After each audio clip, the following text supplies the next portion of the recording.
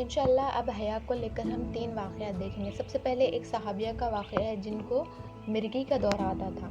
तो मिर्गी का दौरा ऐसा होता है कि बेहोशी का आलम रहता है और उसमें इंसान को फिट्स आते हैं, तो वो अपने होश और आपे से बाहर हो जाता है। तो वो सहाबिया का मामला यही था कि उनको मिर्गी के दौरे आते थे।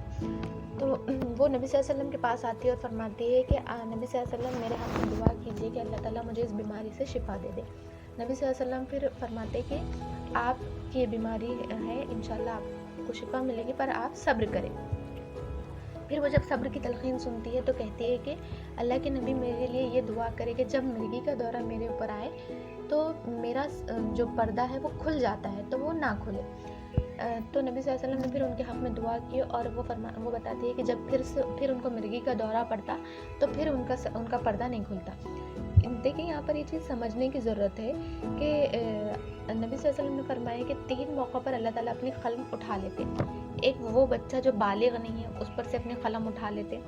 दूसरा वो पागल जो मतलब अक्लमंद नहीं है और पागल है उस पर से अपनी क़लम उठा लेते हैं। और तीसरा बेहोशी या सोने के आलम में, यानी कि नींद और बेहोशी के आलम में अल्लाह ताला बंदे पर से अपनी क़लम उठा लेते हैं। मतलब उस दौरान अगर उससे कुछ चीज़ हो जाती है तो वो माफ़ है।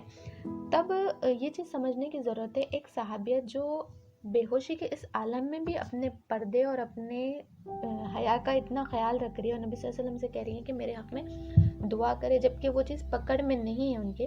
तो मेरे और आपके होशमंदी के हालात का हमने जायज़ा लेना है कि हम कितना अपनी हया और अपने पर्दे का ख्याल रख रहे हैं।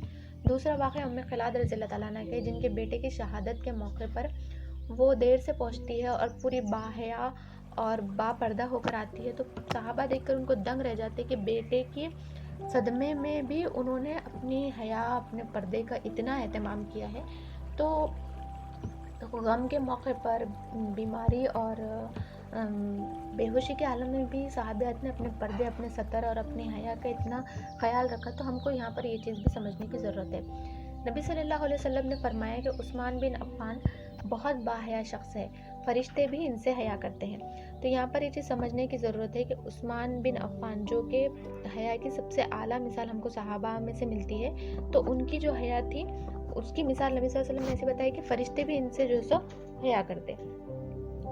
कुछ चीज़ों से अब यहाँ पे हमको ये चीज़ समझने की ज़रूरत है कि हया अहम है और हया का हमको अपने अंदर अपनाना है। मगर हम क्या करते हैं, उमूमन जिन चीज़ों में हमको हया नहीं आनी चाहिए उन चीज़ों में हम अपने अंदर हया ला लेते हैं। जैसा कि फॉर एग्ज़ाम्पल 3 से 4 चीज़ें मैं बताऊँगी जिसके अंदर हमको हया नहीं करनी चाहिए मगर हम हया ला लेते हैं। सबसे पहले तौहीद की दावत देते वक्त, यानी कि अल्लाह की वादानियत रिसालत की जब हम दावत देते तो हमको हया नहीं आनी चाहिए, शर्म नहीं आनी चाहिए कि हम अल्लाह के बारे में कैसा इंसानियत को तारुफ़ कराएं और कैसा दीन का काम करें। तो इसमें हमको हया नहीं आनी चाहिए और हम इसी में अक्सर हया अपनी अपना लेते। दूसरी चीज़, इल्म के हासिल करने में हमको हया नहीं आनी चाहिए। मतलब हैज़ के मुतालिक अंसार का जो वाक़यात, अंसार औरतों के जो वाक़यात हमको मिलते हैं उसमें ये था कि वो हैज़ के मुतालिक नबी सल्लल्लाहु अलैहि वसल्लम से सवालात करती थी और उम्मे सलमा जो है सो वो इस्लाम के मुतालिक जो है सो नबी सल्लल्लाहु अलैहि वसल्लम से सवालात करती थी। तो हमारा ये काम होना चाहिए कि हम जो दीन का इल्म शऊर रखते तो वो चीज़ें जो हमारी ज़िंदगी में सबसे अहम चीज़ें हैं जिनका नॉलेज होना हमको ज़रूरी है, उनको सीखने का जो है सो हम एहतमाम करें। और बहुत सारी चीज़ें ऐसे नहीं कि हमको जाके किसी नामहरम से सवाल करना पड़ेगा कि ये क्या है, ये समझाइए। आज हमारे पास यूट्यूब पर बहुत सारे प्लेटफॉर्म अवेलेबल है, बहुत सारे ऐसे स्कॉलर्स अवेलेबल है जो हमारे सवालात का जवाब देते। तो हमको कंसल्ट करना चाहिए वहाँ से और शरीयत का सही इल्म वहाँ से हमको लेना चाहिए। तीसरी चीज़, अच्छाई का हुक्म देते वक्त और बुराई से रोकते वक्त हमको हया नहीं आनी चाहिए, मगर यहाँ पे भी हमको हया आ जाती। जैसे पर्दा करते वक्त, सतर को कवर करते वक्त हमको बहुत ज़्यादा हया आ जाती और किसी को बताते वक्त भी हमको इसमें हया आ जाती। तो ये हया हमको नहीं आनी चाहिए। उमर रज़ियल्लाहु ताला अन्हु का एक वाक़या है कि उनके दौर में महर की रकम जो है सो बहुत ज़्यादा बढ़ा चढ़ा कर देने का रिवाज बनता चला जा रहा था। तो उमर रज़ियल्लाहु ताला ने इस्लाह